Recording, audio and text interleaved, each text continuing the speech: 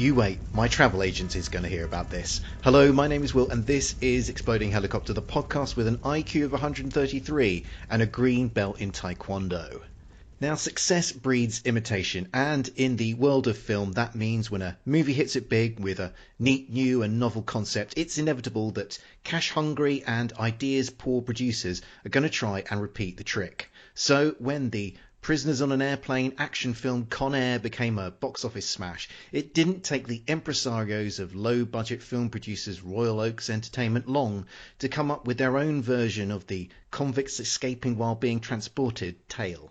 In the film's one and only act of imagination, they moved the action from a plane to a train, and thus was born Evasive Action. Now, given we're reviewing a Con Air imitator, there was really only one man to go to. Sadly, Mark Hoffmeyer wasn't available, so instead I'm joined by Jay Cluitt from the Con Air pod. Welcome back to the show, Jay. Thank you, Mark. I'm going to answer everything in movie quotes today, and everything I say is good to me. Film quotes. Excellent. Well, we will, we'll reveal why you might be answering questions in that way a little bit later when we get stuck into Evasive Action. But astute listeners will remember that you've been on this podcast before in several different guises, but this time you're here wearing your Con Air pod hat. So do you want to tell people what that show is all about? Yes. So Con Air, the podcast, is very similar to Deep Blue Sea, the podcast, which I probably plugged the last time I was on here, where Mark and I could see the Mark joke coming. I could see you going to, and it still hurt. We covered the entire Deep Blue Sea trilogy, one DVD chapter at a time, and we've now finished that. We found another film that we both love, which is Con Air, and we're going through that scene by scene. We've broken Con Air up into 40 chapters. Turns out that was too many chapters. But we stuck with it. We've made the plan and we're plowing on ahead. So yeah, we're, scene by scene, week by week, with a bunch of our friends, most of whom like Con Air. And I was kind of shocked watching back through it, thinking, okay, we're going to have Will on for the exploding helicopter chapter of Con Air, because if any film is going to have an exploding helicopter, it's Con Air, and it doesn't. It feels like it's missing from that pantheon of there's no chopper. There are helicopters in it. They don't explode. There's a helicopter. It flies in front of the line of another helicopter trying to shoot down a plane. No helicopters blow up. They lay all the groundwork, but they don't follow through with the payoff. It's ridiculous. So the fact that there are no exploding helicopters and you're not a fan of Con Air means you sadly won't be gracing us for this chapter of our show. No, I'm Con Air agnostic. I don't dislike it. I don't love it. It's fine. It's entertaining. It's a movie, but it doesn't hold any special place in my heart. But you've been doing the deep dive into Con Air, and before that you were going over Deep Blue Sea in similar fashion, and that made me wonder. When you're going through a film in that particular fashion, do you actually get to a point where you think, you know what, I don't like this. I'm sick of talking about this film. I've had enough. It hasn't happened yet. I'll say that. I feel like I mentioned we've done Con Air in too many chapters. A lot of them are kind of similar. We had like 3 or 4 in a row of just John Cusack and Cole Meany yelling at each other.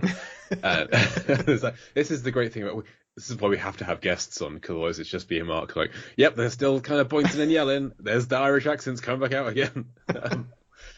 So having the guests on and having their perspective, and Mark is a wonderful co-host in that I never know what direction his brain's going to go in on any given day. So he always manages to find some kind of a tangent to spin off on that's unexpected. So that's always fun. And we often like recast the film and just pitch sequels or Con Air adjacent films, which are a lot of fun. Rocky Goes to Hell is my favourite one that we've pitched so far, I think.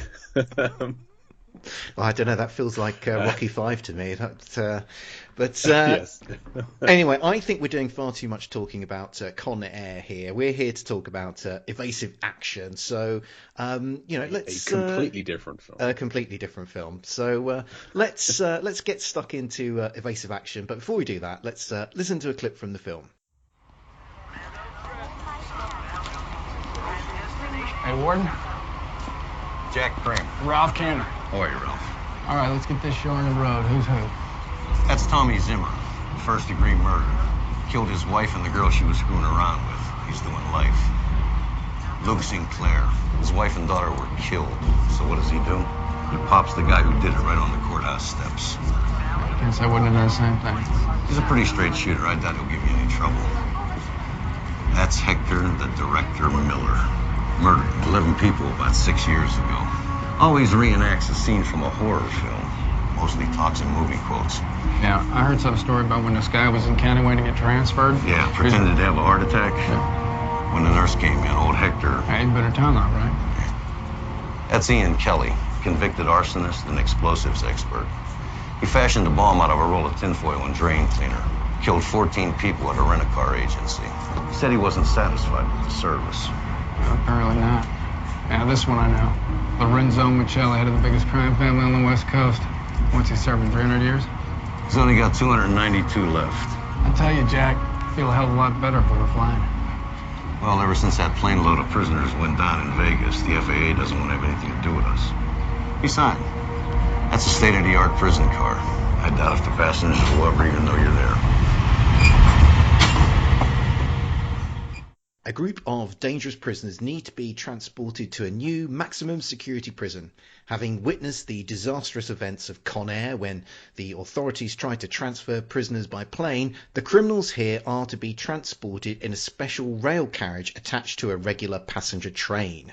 But it soon becomes apparent that some of the prisoners have an escape plan. Among the jailbirds we have a mad bomber, an unhinged serial killer and a notorious mafia boss. Also among their number is our hero, played by Dorian Harewood. He just wants to serve out his sentence but finds himself caught up in the middle of this chaos. With his future freedom at stake, Harewood decides that the only way to avoid an extended stay in Chokey is to thwart the prison breakout. Alongside Dorian Harewood we have the late great Roy Scheider, who starred in the exploding helicopter classic Blue Thunder, and filling out the cast we have a host of familiar faces, even if they are not particularly famous, including Sam Jones, Ray Wise, Ed O'Ross, Richard Ferrongi and Dick Van Patten. We also have a couple of people who are the brothers of more famous actors, specifically Clint Howard, brother of Ron, and Don Swayze, brother of Patrick. Evasive Action came out in 1998 and is directed by Jerry P. Jacobs, who directed a few films, but most of his career was spent doing second unit work. This film, which also goes under the name Steel Train, was made for the home video market and has a 4.5 rating on IMDb. So with all of that out of the way, Jay, what did you make of Evasive Action?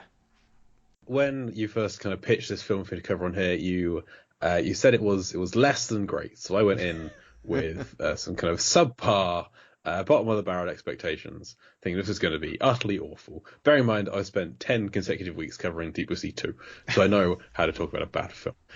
Which actually that's a film that the more we talked about it, the more we liked. Mark loves Deep Blue Sea 2. It's a terrible film, but I have fond memories of discussing it. So that's how you learn to like a film. You pick a bad film and then talk about it every week for 2.5 months, and you will love it. There is no other choice. We're not. You'll be relieved to know we're not planning to do that with Evasive Action, though. Good, wonderful. So yes, I didn't hate this. I kind of enjoyed it. It's got a wonderful cast. Some actors I really like. Ray Wise is an actor who I haven't seen in enough things, but whenever I see him crop up, I love him. And I was thrilled when he's, oh my god, Ray Wise is in this. He's not in it enough. It's a complaint I have. But I enjoyed most of the other actors going on here. But about 2/3 of the way through, it does kind of lose its way. I think it's like a solid, decent kind of Die Hard Con Air ripoff in the vein of not as good as, but in the vein of like Cliffhanger or Air Force One or whatever, but nowhere near as good as them. But then like at some point when Dorian Harewood's character kind of gets off the train, at that point onwards, I'm like, this has kind of lost me a little bit because some decisions are made that don't really make a great deal of sense. Characters are just kind of killed off in quick succession. It's a little bit far-fetched beyond that point. Yeah. You referenced in your intro the kind of statistics of the little girl. with the IQ and the green belt. She gets to use none of these skills. She is just a generic hostage who makes a little quip here and there. Has apparently seen Taxi Driver despite being like 10, which is too young. I know you're a fan of that film, but too young at that age to have seen Taxi Driver. No. But yeah, I didn't hate it. I expected this to be a lot worse than it was. It's by no means a recommendation. It could have been worse. I didn't hate it. I'll take that as a kind of as an excellent summary of this film, because I think my thoughts were very similar to yours, and I completely agree with the point that you were making. Like actually the first half of this film is actually quite promising. There's some there's a really heavy clunky exposition at the beginning, but once we get through that, actually it's quite sort of neatly done setup, and the main action of the plot gets going in quite good order, and it's all sort of nicely done. There's some draws the characters quite neatly and effectively, but it definitely runs out of ideas by the second half of the movie, where you're just like people are just moving through the train again for reasons that are sort of you've lost interest why they now need to get from one end of the train to the other end again, and it's a bit unfortunate they didn't quite have enough sort of ideas to get through that back end of the film. But you mentioned the little girl, and she was emblematic of a couple of things in this film which I just felt like were missed opportunities and might have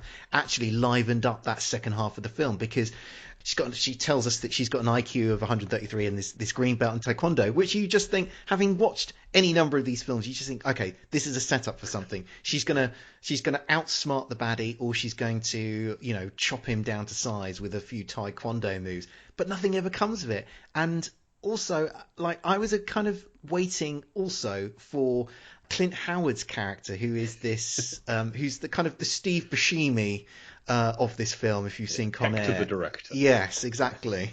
You kind of expect him to, he's this sort of loose cannon in the equation, and you kind of expect him to play some sort of interesting role in this film, but he never does. And I was left thinking, what was going on there? Why sort of bother to set them up if you're not actually going to do something with these characters?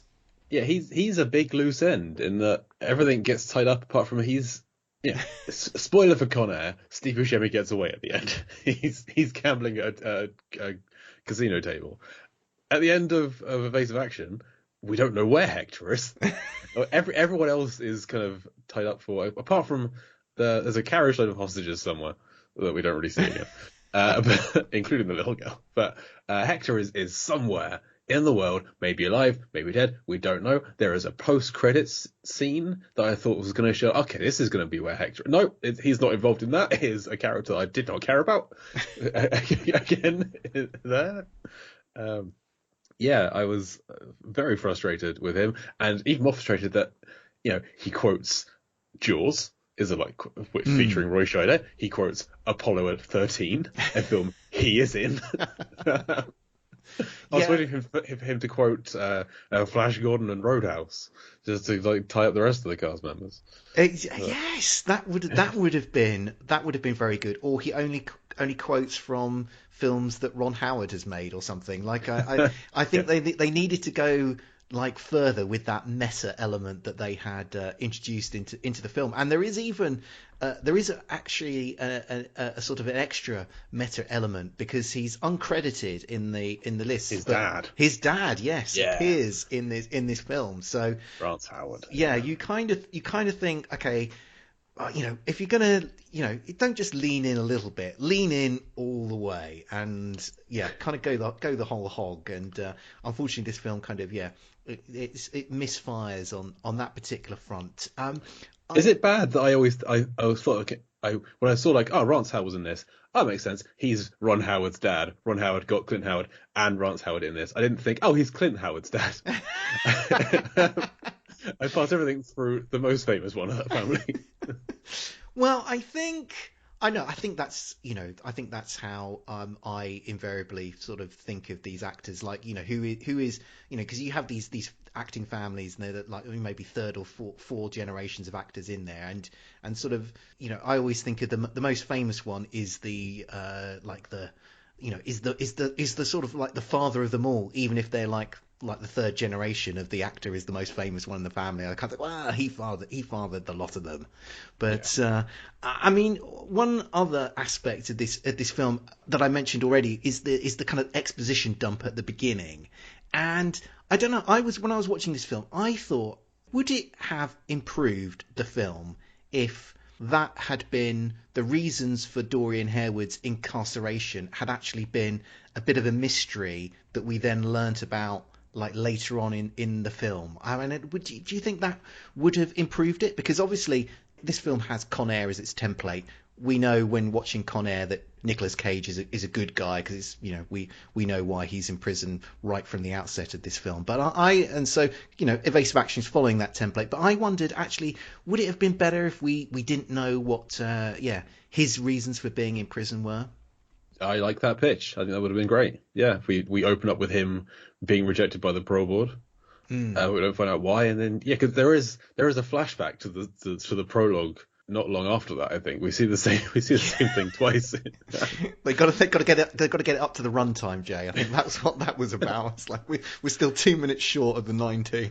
That's true, but yeah. So I did think that the kind of prologue, yes, it's subtle as a brick, but I liked how it was done. I liked kind of the shaky handheld POV shot of the aftermath of the murder and the court case. You immediately hate the killer.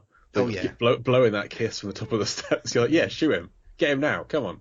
And when they're getting on the train and we're getting the list of who all the people are, and the kind of the head guard of the train is like, yeah, I would have done the same thing myself.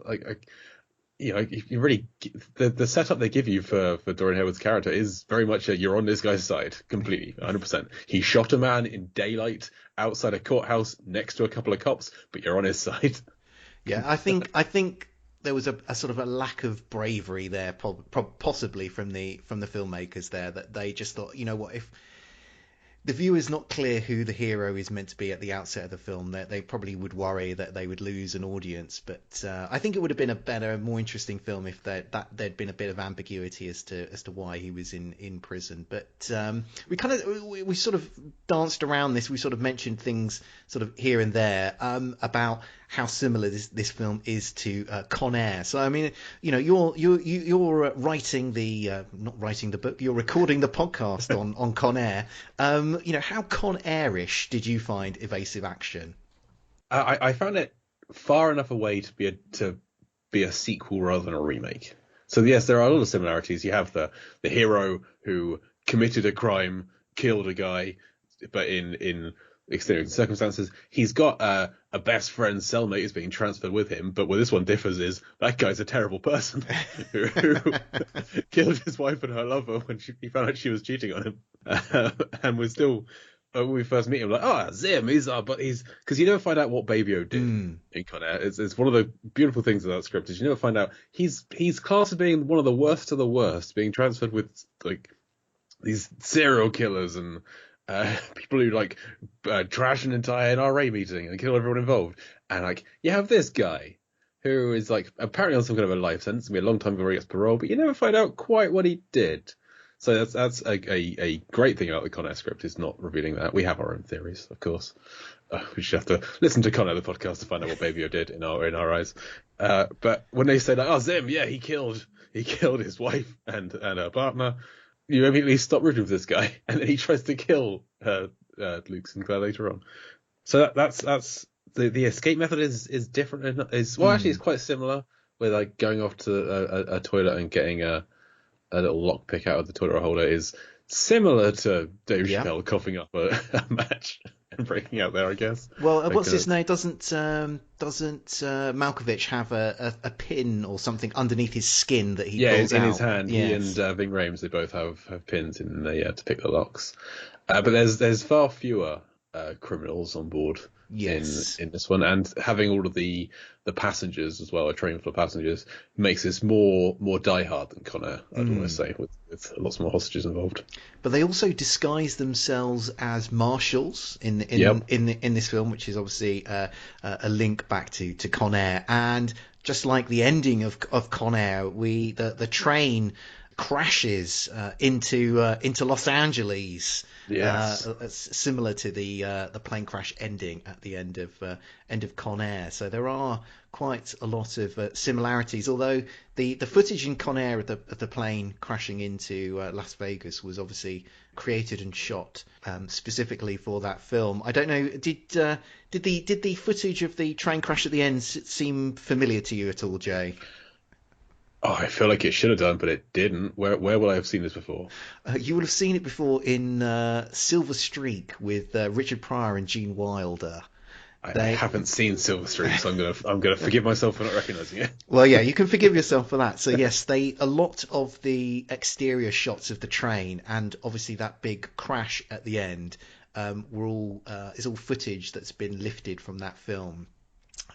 So you would say, so you see this as a sequel. So I mean, because to Con Air rather than a remake, and obviously that's kind of how this film sort of pitches itself. Because there's a line of dialogue in here where they say, oh, why aren't we flying these prisoners? And somebody from the prison service says, oh, since that plane went down in Vegas last year, we can't, the FAA won't let us transport prisoners, on planes anymore. So you would see this as part of, is this film, part of the Con Air universe? Obviously, it's not official canon, but can we just, give it that status ourselves? Do you think? I think so. I think this could be Con Air 2: Evasive Action. What was the other title of it? Steel Train. Yeah, Con Air 2 Steel Train. I prefer that. Yeah, that sounds more like Con Air than Evasive Action. Could be the title of 1,000 films. It really is. It's two of the most generic words that have been put together. But I kept forgetting the title of this film. every time I need to watch. What is that film? It's about the train action, evasive train.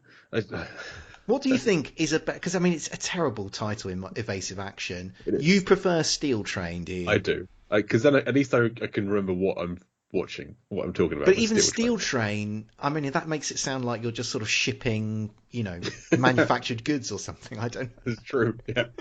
I mean, prison train would have been Conrail. Yes.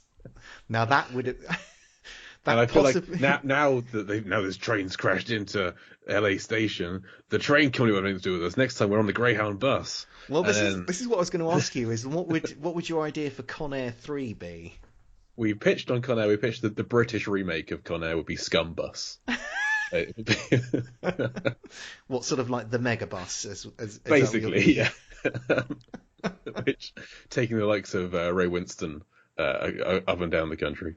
I quite like that. Yeah, we I can't remember. We cast the whole thing. I can't remember who else was in it. Like Toby Kebbell, I think, might have been my lead pitch for that one. I like Toby Kebbell. Ray Winston, I think, was in the Ving Rhames role.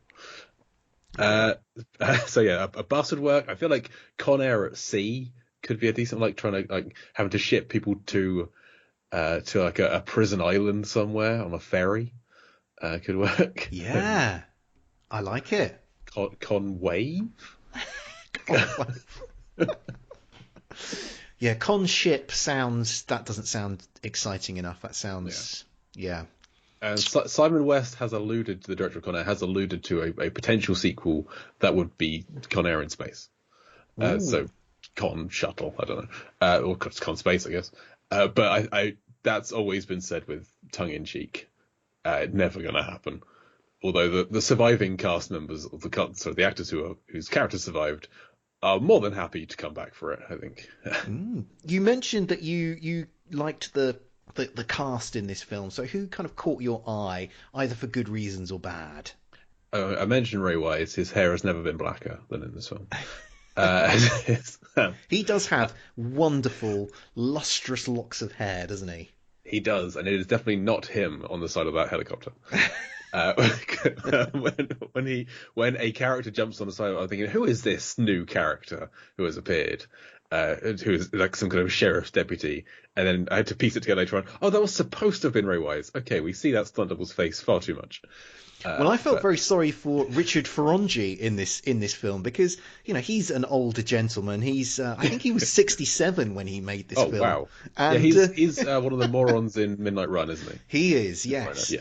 And Roy Scheider, who keeps ordering him to sort of get up on the top of the train or start, orders him to clamber around the side of carriages and things. And I was just like, come on, this guy should be picking up his pension. He shouldn't be risking life and limb running around on the outside of a train. But I did really like him. He's an actor that I do enjoy, and running along the train is kind of the biggest set piece of the film, is people running across the top of this train back and forth. So he does get a lot of that to do, and he was a character that I enjoyed.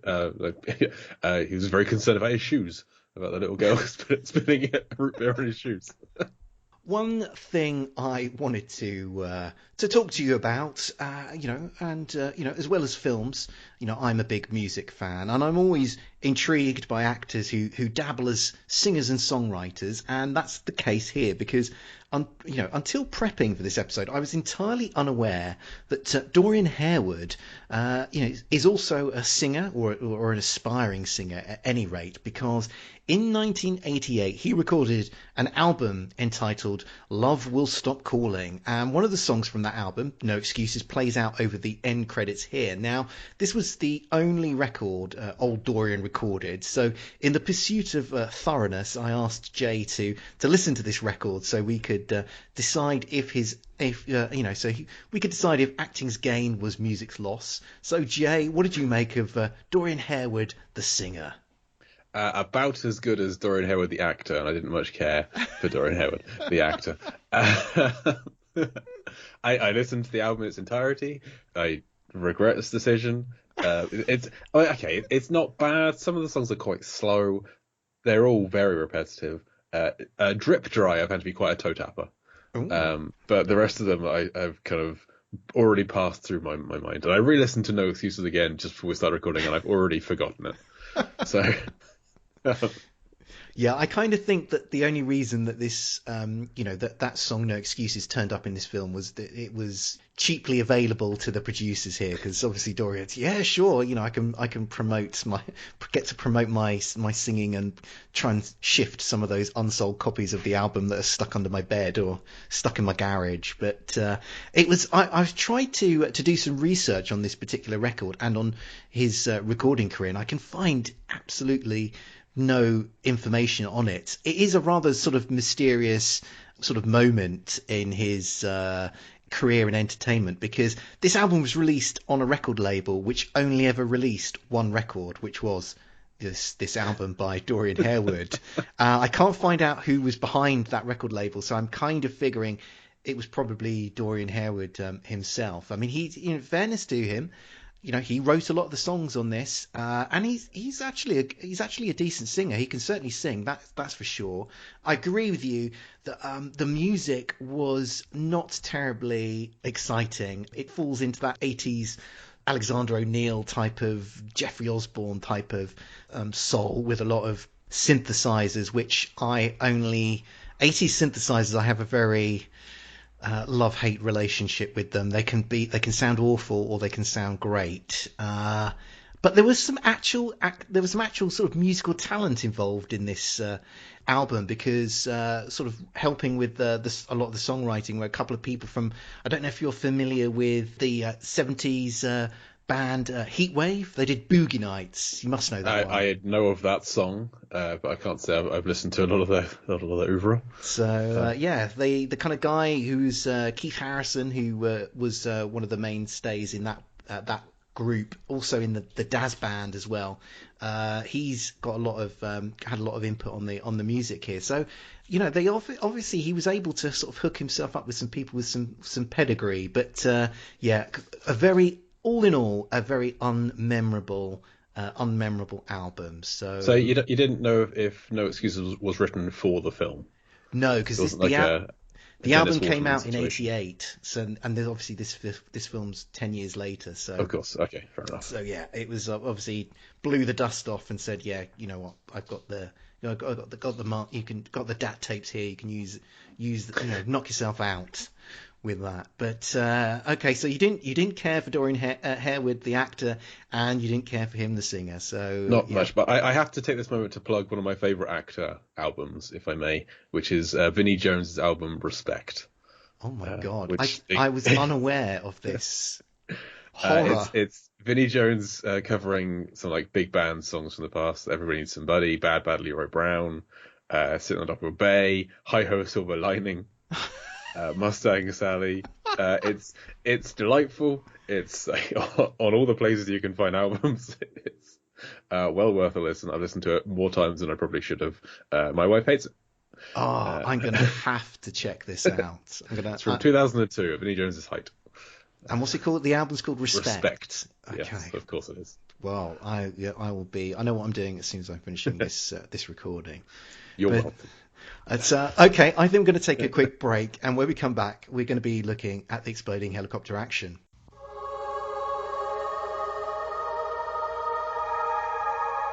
Gary Daniels, World Kickboxing Association champion, and Kari Hiroyuki Tagawa, world famous master of Chun Shin and star of Mortal Kombat.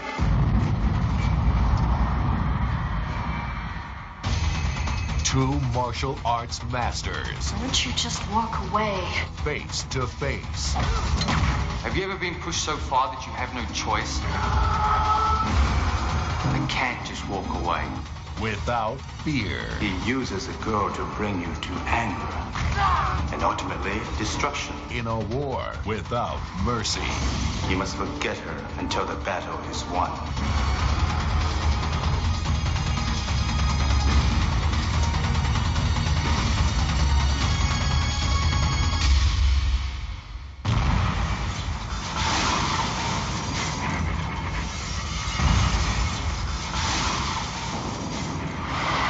White Tiger.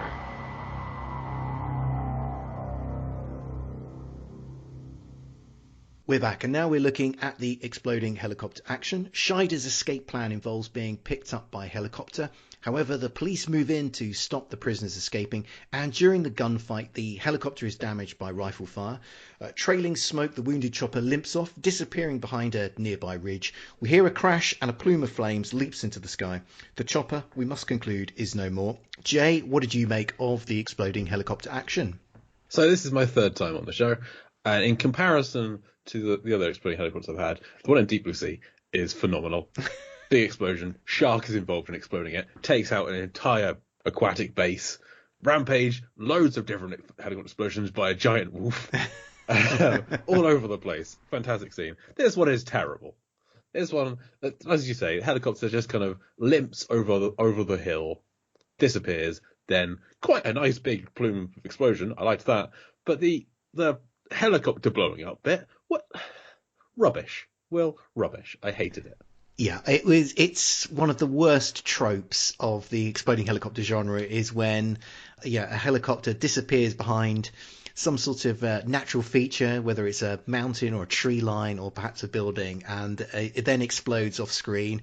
Obviously, we understand the limit, low budget filmmakers have limitations, and they can't just blow up that helicopter they've rented, but usually they can find some way of blowing up something that looks like a helicopter to give that impression.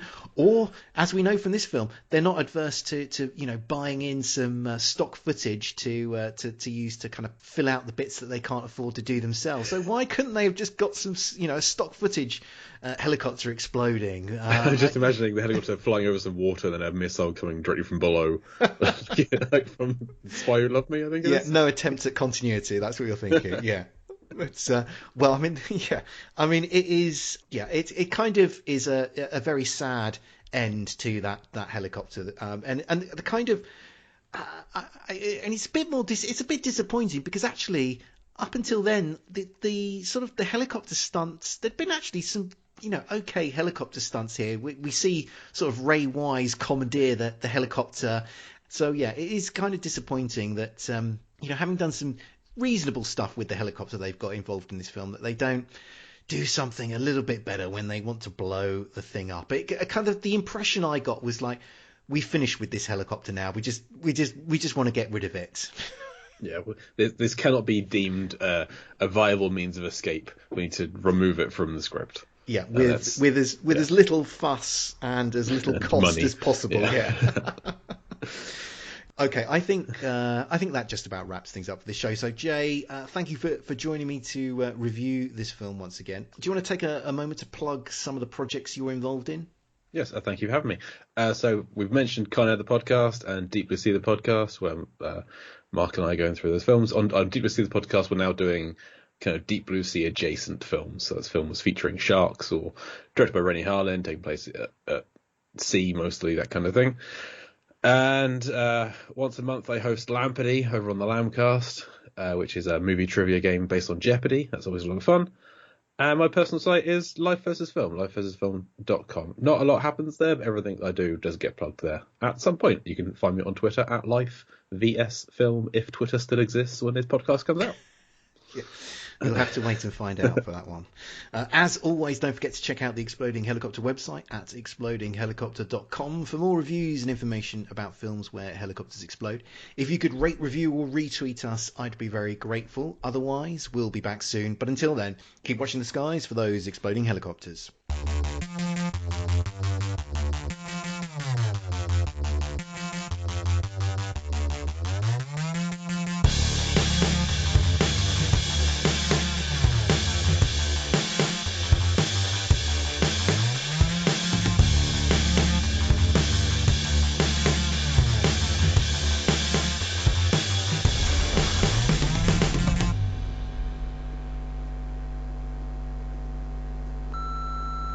This podcast is a proud member of the Lamb Podcasting Network. Find the network at largeassmovieblogs.com.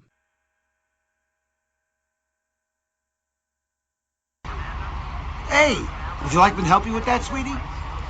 Hey, watch the Italians. I have an IQ of 143 and a green belt in Taekwondo. I think I'm perfectly capable of lugging this suitcase. Don't you? Hey, you got yourself a little Weisenheimer over here. She belong to you? She's my sister. Lucky you. Ha!